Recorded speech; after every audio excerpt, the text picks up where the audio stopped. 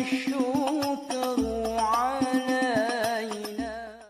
وأشهد أن لا إله إلا الله وحده لا شريك له وأشهد أن محمدا عبده ورسوله صلى الله عليه وعلى آله وصحبه ومن سار على نهجه واقتفى بأثره إلى يوم الدين أما بعد. Ma'asyiral muslimin wal muslimat, para jemaah majelis ta'lim Masjid Al-Ikhlas yang semoga senantiasa diberikan rahmat, keberkahan serta penjagaan oleh Allah Subhanahu wa taala. Alhamdulillah jemaah sekalian, kita bersyukur kepada Allah Subhanahu wa taala yang telah menganugerahkan kepada kita di malam hari yang insyaallah berbarakah ini kenikmatan-kenikmatan terbesar diantaranya adalah nikmat Islam, nikmat iman, dan nikmat kemudahan untuk selalu istiqomah di atas ketaatan kepada Allah Subhanahu wa taala. Tidak pernah bosan kita berdoa dan berharap kepada Allah Subhanahu wa taala sebagaimana Allah Subhanahu wa taala telah menghidupkan kita semua di atas Islam. Semoga Allah Subhanahu wa taala juga kelak mewafatkan kita semua di atas Islam. Dan semoga seluruh ketaatan yang kita kerjakan diterima oleh Allah Subhanahu wa taala dan Allah jadikan sebagai pemberat timbangan pada hari kiamat kelak. Salawat beserta salam semoga senantiasa tercurahkan kepada Rasul kita, panutan terbesar kita, suri tauladan terbaik kita, Muhammad ibnu Abdullah al-Qurashi al-Hashimi sallallahu alaihi wasallam, beserta seluruh keluarga besar beliau, para sahabat-sahabat beliau radhiyallahu anhum ajma'in, dan orang-orang yang mengikuti beliau dengan baik hingga hari kiamat kelak. Jamaah sekalian rahimani wa rahmakumullah, sebelum kami mulai kami ingin menyapa terlebih dahulu. Apa kabar semuanya? Masya Allah, masih agak lemas jawabnya nih kayaknya. Masya Allah, semua sehat ya insya Allah ya. Alhamdulillah, mudah-mudahan urusan kita pun selalu dimudahkan oleh Allah Subhanahu wa taala. Jamaah sekalian rahimani wa rahmakumullah, izinkan kami di malam hari yang berbarokah ini kembali membacakan faedah-faedah yang mudah-mudahan bermanfaat untuk kami dan untuk para jamaah sekalian, bermanfaat juga untuk dunia maupun akhirat kita, yang kami kutip dari kitab Sahih Fiqhi As-Sunnah karya Syekh Abu Malik, yang mana ma'asyiral muslimin wal muslimat, kita masih membicarakan faedah-faedah seputar salat. Faedah selanjutnya yang akan kami sampaikan, sebelum pertemuan sebelumnya kami telah sampaikan tentang alasan-alasan kenapa kita dibolehkan untuk menunaikan sholat tidak sesuai urutan. Ya, seperti orang yang belum melaksanakan sholat maghrib dengan isya, ada kalanya dia boleh mengerjakan isya terlebih dahulu, barulah kemudian maghrib. Di antara contohnya ketika dia datang ke masjid, imam sedang sholat isya, sedangkan dia belum sholat maghrib, maka dia boleh sholat isya bersama imam terlebih dahulu untuk mendapatkan keutamaan sholat berjamaah. Kemudian setelah itu baru dia melaksanakan sholat maghrib sendirian.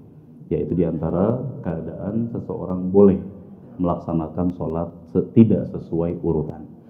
Berikutnya jamaah sekalian rahimani wa rahmakumullah, masih seputar orang yang ketinggalan dari sebuah sholat wajib atau fardu. Al-adhanu wal iqamatu wal jama'atu fil fa'idah. Bahwasanya ada syariat atau anjuran azan, iqamat, dan juga berjamaah dalam sholat-sholat yang ketinggalan.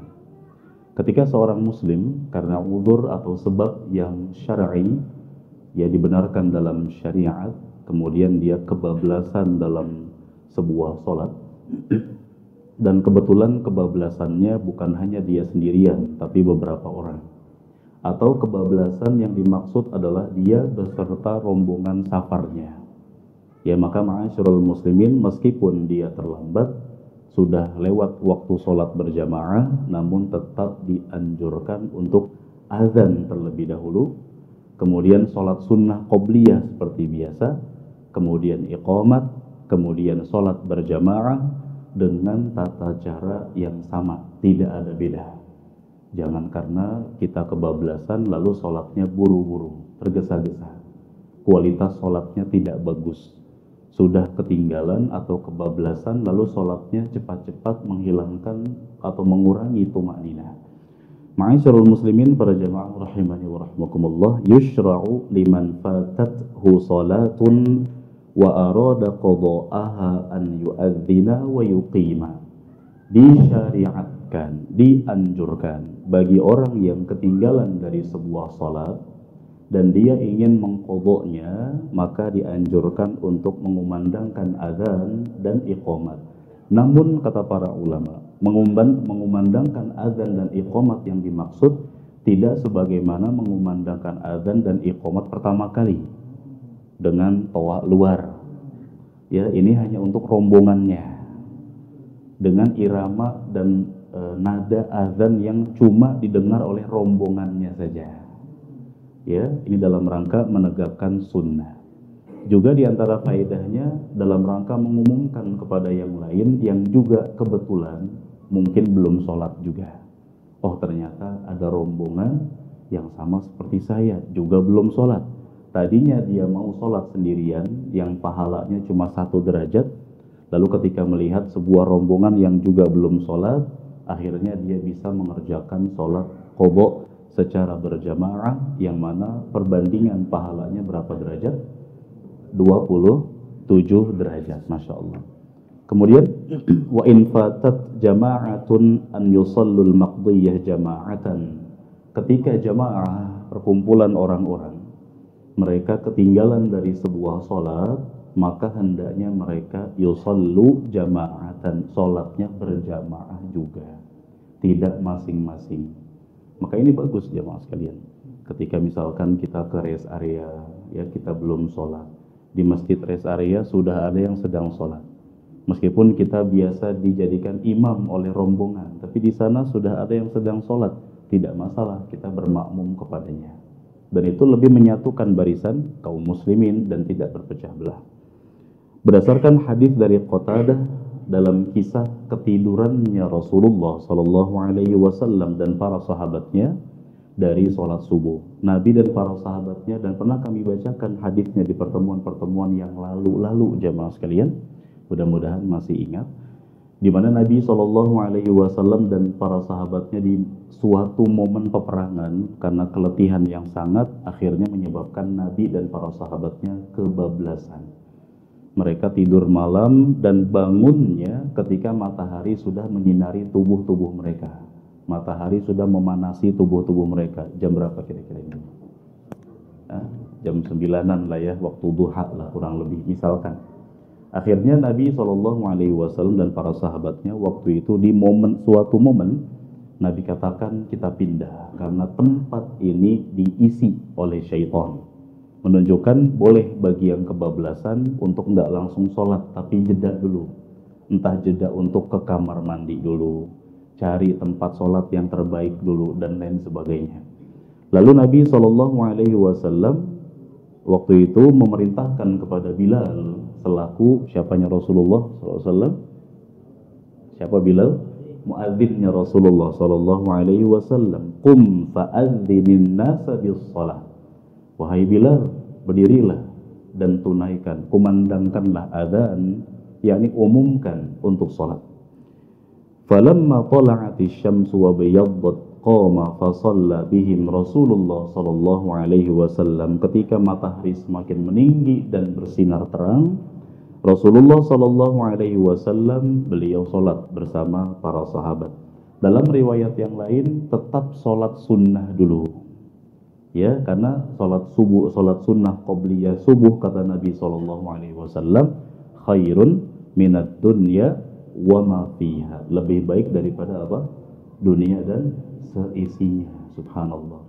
Ya, dan seseorang yang sudah terbiasa tiap hari melaksanakan salat sunnah qabliyah subuh, ketika ketinggalan karena kebablasan, sakit dan lain sebagainya, tetap boleh mengqadanya dan pahalanya sama. Tidak berkurang sama sekali. Bahkan ma'asyiral muslimin, yang kita tahu bahwa orang yang sholatnya duduk pahalanya cuma setengah, ternyata kalau duduknya karena sebab syar'i seperti sakit dan lain sebagainya, pahalanya pun tidak berkurang. Ini yang menunjukkan bahwa Allah Subhanahu wa Ta'ala tidak akan menyia-nyiakan usahanya orang yang beriman. Masya Allah. Ma'asyiral muslimin, para jamaah rahimani wa rahimakumullah, setelah sholat sunnah, Nabi pun memerintahkan Bilal untuk aqama, mengumandangkan iqamat, kemudian sholat berjamaah bersama para sahabat.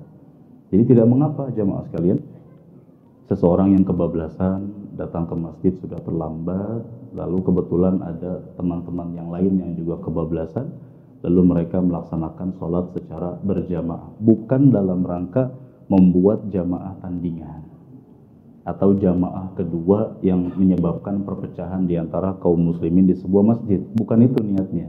Nggak ada rencana juga sebelumnya, karena nggak ada orang yang merencanakan kebablasan.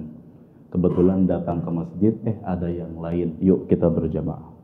Ya meskipun ma'asyiral muslimin ada juga dalam hadis yang lain para sahabat sholat masing-masing sendiri-sendiri. Tapi berdasarkan hadis yang baru saja kami bacakan kepada para jamaah, menunjukkan barang siapa yang kebablasan dari sebuah sholat, entah ketiduran atau karena macet atau di rest area dan lain sebagainya, tetap diutamakan, dianjurkan untuk kalau bisa, kalau memungkinkan azan dulu, kalau memungkinkan. Tapi azan yang dimaksud jangan pakai toa luar, nanti viral masjidnya. Aliran apa ini? Aliran lagi yang dibahas. Padahal niatnya baik tapi caranya salah. Maka ada baiknya ya azan biasa sederhana saja. Ya, azan untuk ngumumin bahwa itu waktu sholat, masih waktu sholat. Kemudian setelah azan, sholat sunnah dulu. Seperti biasa. Kecuali memang pada sholat-sholat yang qobliyahnya tidak terlalu ditekankan, seperti maghrib dan isya serta asar, maka boleh setelah azan langsung segera iqamah. Jamaah sekalian rahimani wa rahimakum, dalam rangka pertama mencontoh tuntunan Nabi SAW, yang kedua dalam rangka tetap mendapatkan pahala sholat sunnah dan sholat berjamaah, yang kata Nabi SAW, tafdulu sholat al-fadhi bisab'in wa 'ishrina darajah. Salat berjamaah mengungguli pahala salat sendirian sebanyak 27 derajat. Dan kita nggak tahu satu derajatnya itu setinggi apa. Yang jelas Nabi SAW mengabarkan salat berjamaah seseorang akan mendapatkan pahala 27 derajat. Masya Allah.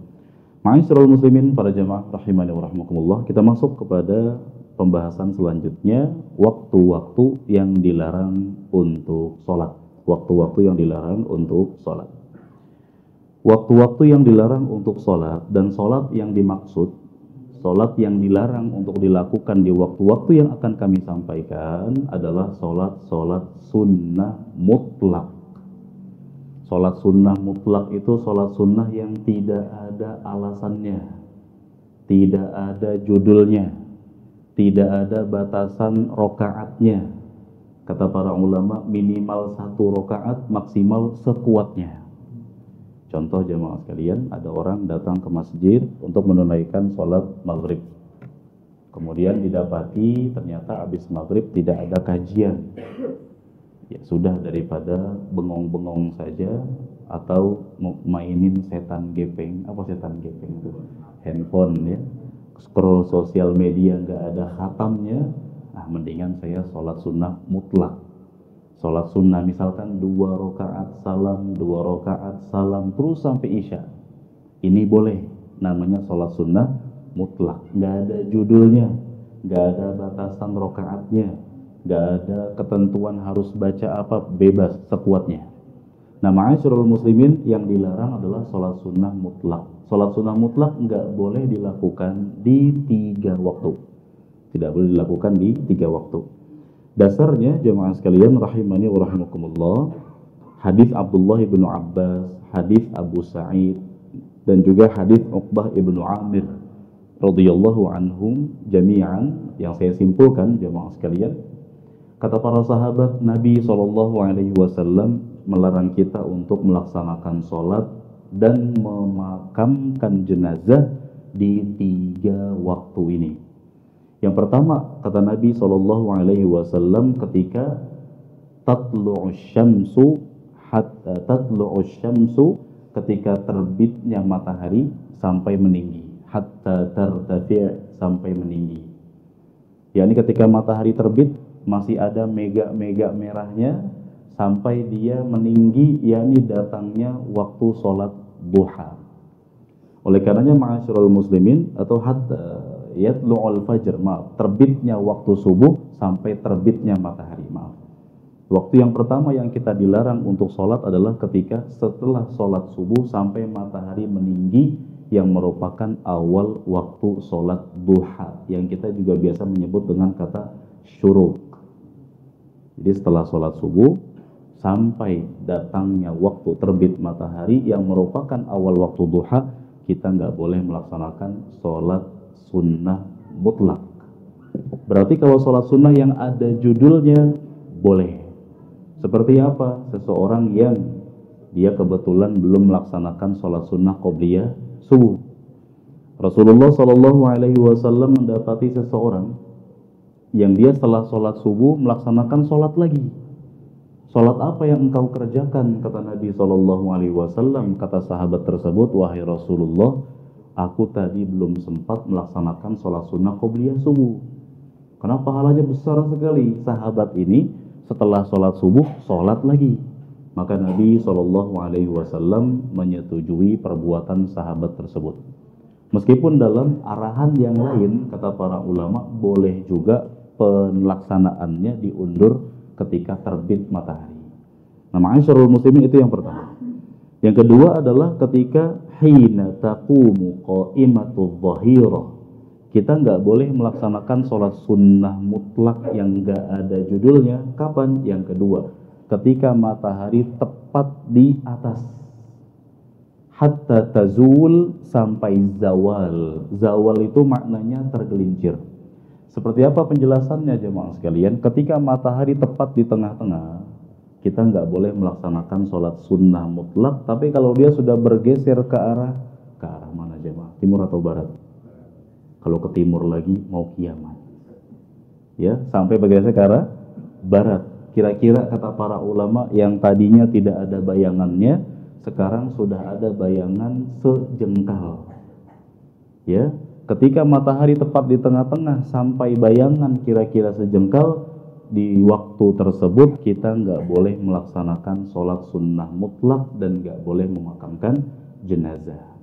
Jemaah sekalian, adapun ketika matahari telah zawal, telah tergelincir, awalnya tidak ada bayangannya, sekarang sudah ada bayangan kira-kira satu jengkal, ya kira-kira sudah selesai zuhur lah, maka kita boleh melaksanakan sholat sunnah mutlak sekuatnya. Mau sampai asar pun silakan. Ma'asyiral muslimin, yang ketiga, kata Nabi SAW, ba'dal asr, setelah sholat asar, hatta taghrubasy syamsu, sampai taghrubasy syams, terbenam matahari. Ya, ada jamaah datang pas sholat asar, setelah asar zikir petang, setelah itu nunggu maghrib sambil ngapain ya? Sholat sunnah mutlak saja sampai maghrib lah, lumayan. Boleh tidak jamaah? Boleh tidak? Masih agak ragu jawabnya. Boleh tidak? Tidak boleh. Kalau sholatnya sholat sunnah mutlak. Tapi kalau sholatnya ada judulnya, misalkan setelah asar orang tersebut ke kamar mandi, buang hajat. Setelah buang hajat, dia wudhu. Ya, setelah wudhu dia ingin sholat sunnah setelah wudhu. Ini ada judulnya dan dilakukan oleh Bilal bin Rabah radhiyallahu anhu. Rasulullah SAW pernah suatu malam bermimpi masuk ke dalam surga.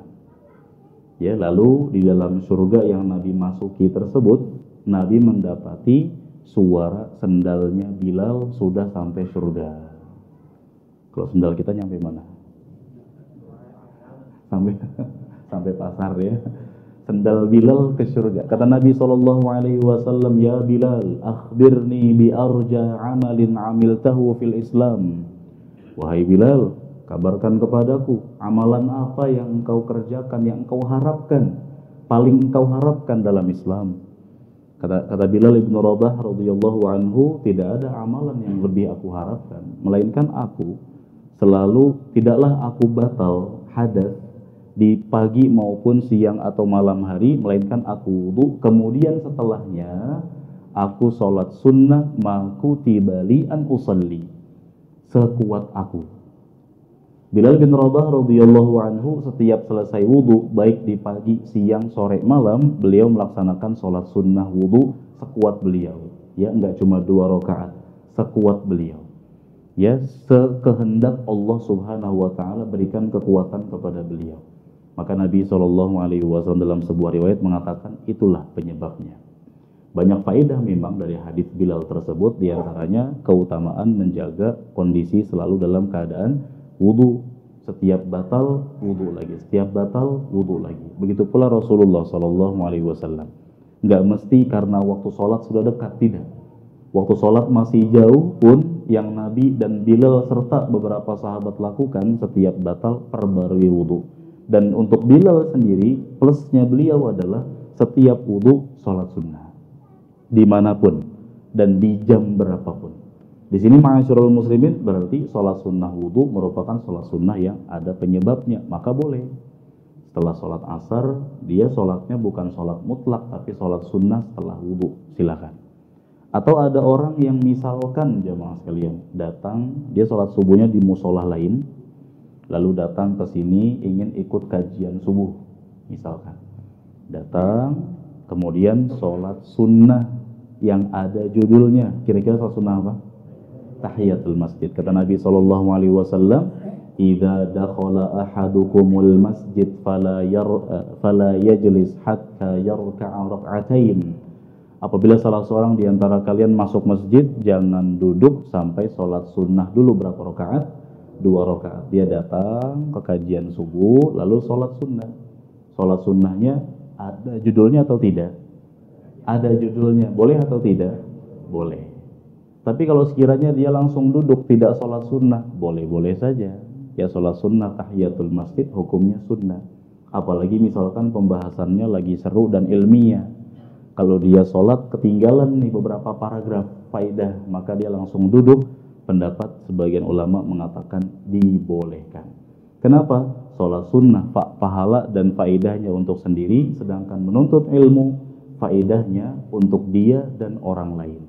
Dia nanti pulang ke rumah bisa menyampaikan ke anak istrinya, ke murid-muridnya, ke siapapun orang-orang yang dia temui. Baik, ma'asyiral muslimin para jamaah rahimani wa rahimakumullah, itulah dia 3 waktu dilarang untuk sholat sunnah mutlak. Saya ulang, yang pertama kapan?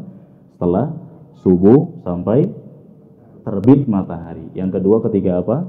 Matahari tepat di tengah-tengah. Sampai kapan? Sampai tergelincir atau zawal. Sudah ada bayangannya. Yang ketiga ketika apa? Setelah asar sampai terbenam matahari. Adapun selain itu, kita mau sholat sunnah mutlak selain 3 waktu tersebut, boleh saja. Adapun kenapa Nabi SAW melarang juga memakamkan jenazah di waktu-waktu tersebut, kata para ulama, kalaupun Nabi tidak memberikan info tentang penyebabnya, tugas kita sebagai umatnya adalah sami'na wa ata'na, kami dengar, kami taat. Ya, meskipun ma'asyiral muslimin, andai sekiranya ada jenazah yang meninggal dalam kondisi misalkan maaf tragis, sudah sangat parah, kalau tidak segera dimakamkan nanti akan tercium bau busuk dan itu akan menyebabkan sedih keluarganya dan lain sebagainya, sudah segera harus dimakamkan. Maka secara umum kata Rasulullah SAW, asri'u bil janazah, segerakan dalam pemulasaran jenazah, baik segerakan dalam pemandiannya, pengkafanannya, menyolatinya, termasuk adalah pemakamannya. Kecuali kalau jenazahnya memang tubuhnya baik-baik saja, tidak ada madarat atau mara bahaya, hukum asalnya kita tidak memakamkan di waktu-waktu yang terlarang. Baik, seputar anjuran adzan iqamat berjamaah bagi yang sholat ketinggalan dan juga 3 waktu yang dilarang dalam sholat. Jika ada yang mau bertanya dulu, silahkan. Kalau ada, kalau tidak ada kami lanjutkan ke faedah berikutnya. Ada yang mau tanya? Boleh, silahkan. Kalau untuk sholat subuh itu, katanya kan setelah 5 hari 15 menit, itu apakah boleh dilakukan selain di masjid? Bagus sekali, Masya Allah. Bolehkah sholat syuruk selain di masjid? Jadi Nabi SAW menganjurkan ketika seseorang sholat subuh berjamaah, kemudian duduk wa dzakarallah, berzikir kepada Allah. Macam-macam bentuk zikir, diantaranya membaca Al-Quran, zikir pagi, istighfar, termasuk bermajlis ta'lim. Boleh tidak kalau ada obrolan-obrolan sedikit, kalau bermanfaat boleh. Ya, karena sebagian orang memahami kalau setelah subuh sampai syuruk, kalau ingin dapat keutamaan haji umroh, maka jangan ngobrol sama sekali. Padahal boleh. Buktinya apa? Rasulullah SAW sering sharing dengan para sahabat setelah subuh.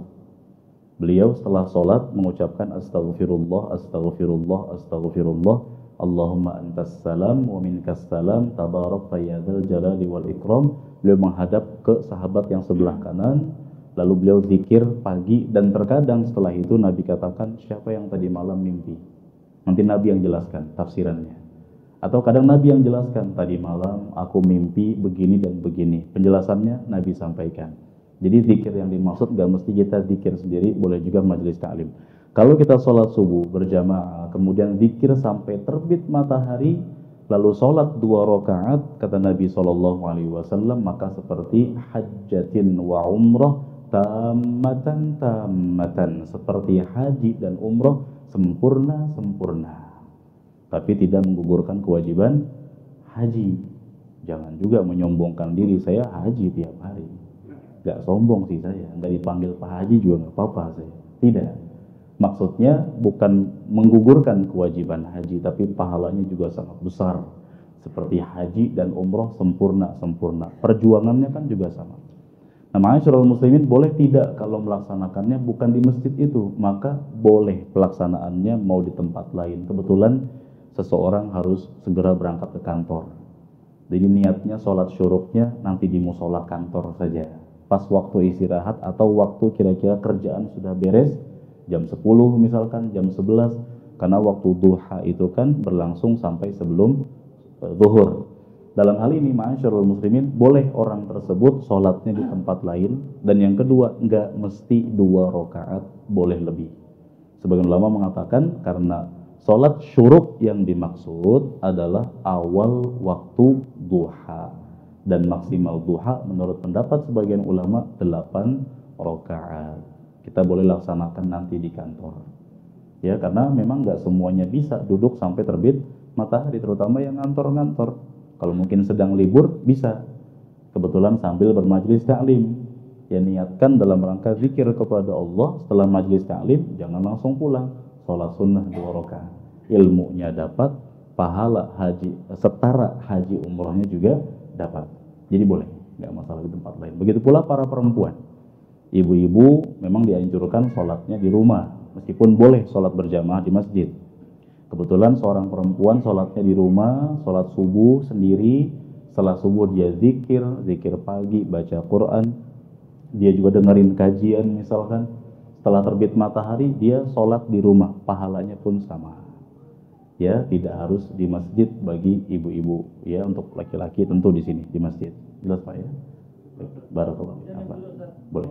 Sholat Jumat. Siap. Kan di negara kita ini kan,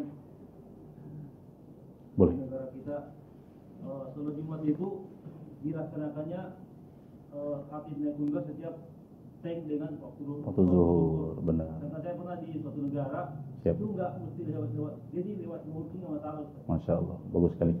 Untuk pelaksanaan sholat Jumat, memang untuk pelaksanaan khutbahnya boleh sebelum zuhur.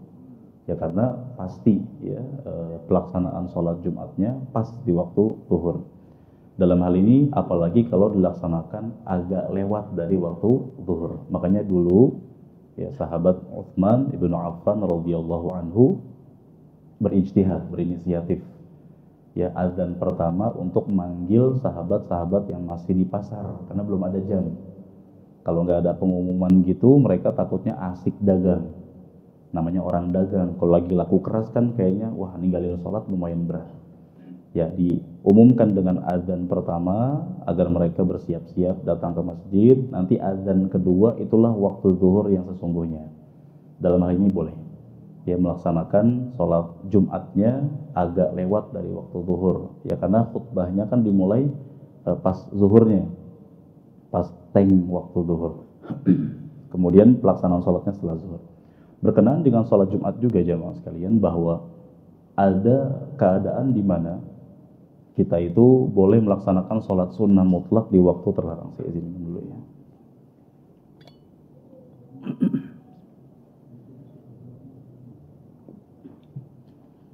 Tadi sholat sunnah mutlak kan nggak boleh dilakukan di waktu matahari tepat di tengah-tengah.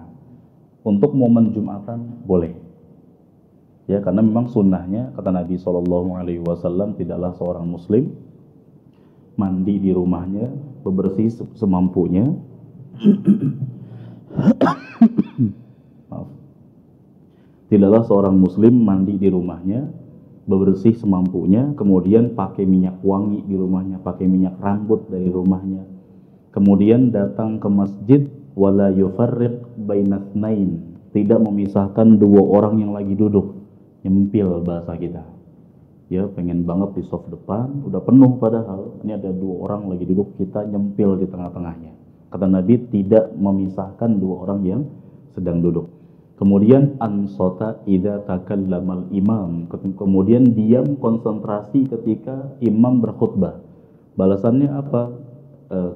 Kemudian sholla ma kutiba lahu, kemudian datang kemudian sholat semampunya, lalu diam ketika imam berkhutbah.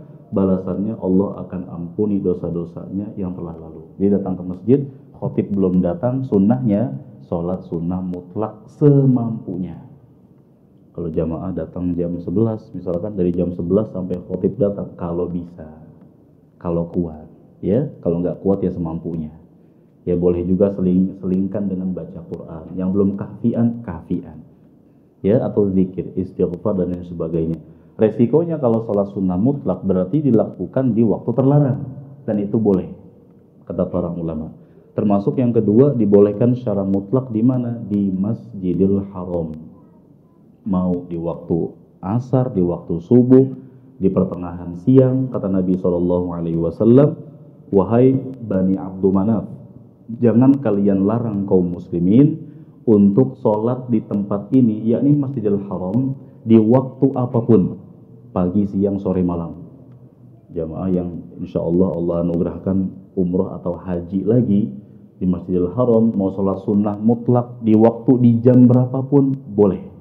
Apalagi sholat di sana satu kali setara dengan berapa? 100.000 kali sholat di masjid biasa. Subhanallah. Ya wallahu a'lam. Jelas Pak ya? Jawab ya. Barakallahu fiik. Yang lain silakan. Boleh? Boleh Pak, silakan. Terkait ini di rest area itu kan kadang kita mendapati ada beberapa, ada dua rombongan yang dua rombongan. Baik ya. Ya. Kita Kita memang kalau dihadapkan pada dua rombongan tersebut, ya mau tidak mau kita boleh memilih yang kira-kira paling kondusif dan paling menyebabkan kita khusyuk untuk melaksanakannya. Kebetulan kita tahu nih jamaah yang satu sudah mau selesai, berarti kita pilih yang kira-kira baru mulai. Itu lebih khusyuk. Ya karena memang kalau pilih yang sudah mau selesai, kita nanti bermakmum kepadanya, kita akan masbuk. Dan masbuk di rest area itu terburu-buru karena gantian sholatnya. Ya maka dalam hal ini bebas, kita mau pilih yang mana saja. Yang jelas rambu-rambunya kata Nabi SAW, apabila kalian mendatangi sebuah sholat, alaikum bis sakinah wal waqar, hendaknya kalian sakinah. Apa sakinah? Tenang, ya, dan santun, jangan buru-buru. Wa ma adraktum fasallu wa ma fatakum faatimmu. Yang kalian dapati silahkan laksanakan, yang kelewat tinggal sempurnakan. Yang mana saja boleh sebenarnya, mau pilih yang A atau yang B, pilih yang paling menurut kita kondusif dan lebih khusyuk. Wallahu a'lam. Jelas ya? Baik, ada lagi Pak, silakan boleh. Ada lagi? Baik, kalau tidak ada kita akan lanjut ya. Berikutnya, qada'ul fawaid fi awqatin nahi. Termasuk diantara sholat yang boleh dilakukan di waktu terlarang adalah qada'ul fawaid, mengqada' sholat-sholat yang ketinggalan, baik sholat wajib maupun sholat sunnah. Ya, jamaah sekalian rahimani wa rahimakumullah, karena Nabi SAW Ya, alasannya pertama karena Nabi SAW ketika kebablasan yang telah kami ceritakan berkali-kali, beliau melaksanakannya segera ketika ingat. Konsekuensinya, ketika ingatnya di waktu terlarang, maka boleh juga kita untuk melaksanakannya. Asalnya setelah asar nggak boleh ada sholat, ya sholat sunnah mutlak yang dimaksud. Nah berarti sholat qadha, ya sholat mengqadha atau melaksanakan sebuah sholat yang ketinggalan, ini termasuk sholat yang ada alasannya. Di waktu apapun silahkan. Yang penting apa jemaah sekalian, rambu-rambunya kata Nabi SAW dan dijelaskan oleh para ulama. Kalau kita ingin mengqadha sholat yang ketinggalan, jangan ditunda-tunda. Boleh ada penundaan, tapi tunda atau jeda yang tidak lama. Ya, menundanya karena persiapan ke kamar mandi, ya sedang mandi dulu, mungkin karena tadi malam junub dan lain sebagainya, ini boleh. Adapun menunda pada waktu yang sangat lama, misalkan dia kebablasan sholat asar, dia sudah bangun jam 4:30, lalu dia aktivitas dulu. Aktivitas, nanggunglah nanti saja sekalian sama maghrib, maka sholat asar yang dia lakukan tidak sah dan dia berdosa. Bahkan dosanya kata Nabi SAW, man taraka sholatal asri faqad habita amaluh. Barang siapa yang meninggalkan sholat asar di hari itu, pahalanya akan terhapus semuanya di hari itu. Tadi pagi dia melakukan kebaikan apa, pahala apa, gara-gara tidak sholat asar, maka pahalanya semuanya terhapus. Rasulullah SAW melaksanakan sholat-sholat qadha, ya, baik karena kebablasan atau karena apapun, di waktu ketika beliau ingat. Maka kesimpulannya kata para ulama, ketika ingatnya di waktu terlarang, maka boleh juga. Contoh jemaah, ada orang dia misalkan karena capek yang sangat, dia pekerja berat, lalu dia kebablasan sholat subuh. Dia bangun langsung buru-buru persiapan ngantor, dan dia benar-benar lupa belum sholat subuh. Dia bekerja, ketika di waktu zuhur dia baru ingat tadi pagi dia belum sholat subuh. Bagaimana jemaah? Langsung sholat atau nunggu subuh besoknya? Langsung sholat, meskipun itu udah waktu apa? Zuhur. Ya, Rasulullah SAW dan para sahabatnya disibukkan oleh orang-orang musyrikin. Mereka dengan 10.000 pasukan pengecutnya menggempur Madinah di momen perang Ahzab, perang Khandaq, di mana kaum muslimin harus menggali parit dan berjaga-jaga 24 jam dari gempuran orang-orang musyrikin. Resikonya karena Nabi dan para sahabatnya harus memantau pergerakan orang-orang musyrikin, karena nggak seimbang jumlahnya, 10.000 lawan kaum muslimin hanya sekitar 3.000 orang. Ya akhirnya Nabi dan para sahabatnya belum sempat sholat sholat zuhur, asar, dan maghrib. Umar bin Khattab merasa berdosa, wahai Rasulullah, orang-orang musyrikin menyibukkan saya. Saya sholat asarnya hampir maghrib. Kata Nabi, bahkan kami belum sholat. Zuhur, asar, maghrib belum sholat. Barulah Nabi SAW melaksanakan 3 sholat tersebut di waktu malam, setelah maghrib atau setelah isya. Di sini menunjukkan bahwasanya barang siapa yang ketinggalan dari sebuah sholat, penebus dosanya adalah segera laksanakan sholat tersebut kapanpun dia ingat, meskipun ingatnya di waktu terlarang. Belum sholat subuh, itu sudah jam 2 siang, tetap laksanakan. Jangan tunggu subuh besoknya. Belum tentu usia dia sampai di waktu subuh berikutnya. Ya karena ajal itu rahasia dari Allah Subhanahu wa taala. Sekiranya kita punya hutang kepada Allah Azza wa Jal, hutang sholat, segera tunaikan. Baik. Cukup jemaah? Ada yang mau tanya lagi? Silakan. Boleh kalau ada ya. Baik. Boleh silakan. Kaitan dari masalah yang tadi yang Rasulullah itu berasal sampai satu perang tadi, perang Azab ya. Iya. Kan di Rafael. Insyaallah. Ini ada satu kasus orang ini berdalil kasus itu dia pulang kampung, saya sholat Nabi Islam bisa aja lah. Baik. Kalau baik, bagus sekali pertanyaan, Masya Allah. Kalau sekiranya dia mengakhirkan sholat yang dimaksud niatnya menjamak sholat, menjamak kedua sholat yang memang boleh dijamak, seperti zuhur dengan asar, maghrib dengan isya. Niatkan saya nanti sholatnya jamak takhir saja, boleh. Dia berangkatnya misalkan jam 4:30 sore. Kemungkinan,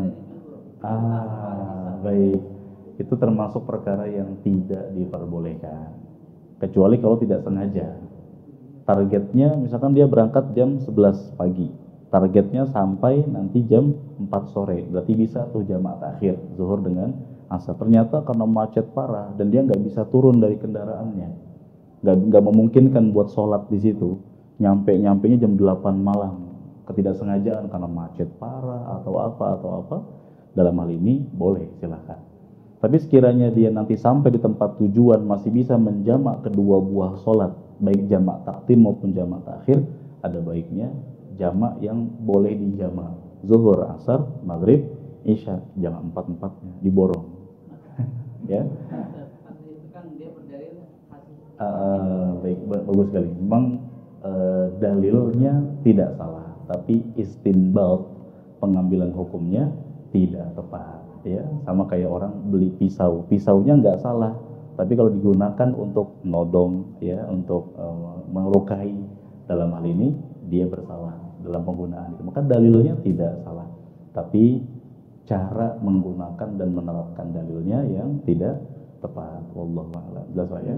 Barakallahu fiik. Baik, mungkin itu jemaah yang bisa kami sampaikan. Semoga bermanfaat dan mencerahkan. Terima kasih atas segala perhatian dan mohon maaf jika ada perkataan yang kurang berkenan. Barakallahu fiikum wa sallallahu wa sallam ala nabiyyina Muhammad wa akhiru da'wana alhamdulillahi rabbil alamin. Subhanakallahumma bihamdika asyhadu an la ilaha illa anta astaghfiruka wa atubu ilaik. Wassalamu alaikum warahmatullahi wabarakatuh.